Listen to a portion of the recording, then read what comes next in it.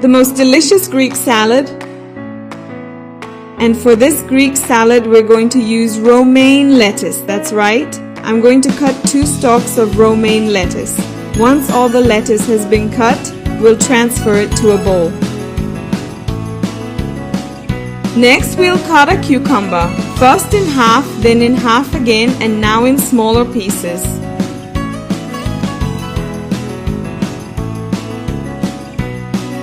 Once cut, place the cucumber with the lettuce. Now I'm going to cut 150 grams of cherry tomatoes. I'll cut it in half like this. Once that's done, we'll add it to the lettuce as well. Now cut half a yellow bell pepper into strips like this. I'll add the cut yellow bell pepper to the lettuce as well. The next ingredient is a red onion. Cut it in half again, and then slice like this. Add the onions to the lettuce, and let's move on to the next ingredient. Cut an avocado in half, and then cut it into strips like this. Remove the skin and cut into smaller pieces. Add the avocado to the lettuce and add some olives. The amount is to taste. Next, I'm going to cut up 150 grams of feta cheese, which you can't miss in a Greek salad. I'll cut it into strips and then into cubes.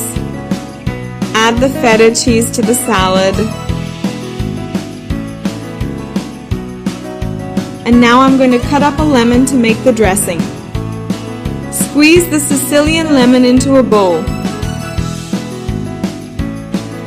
Now add salt to taste, black pepper to taste, 2 finely chopped cloves of garlic,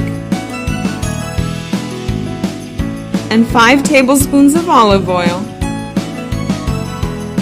Now just cover the container and mix well.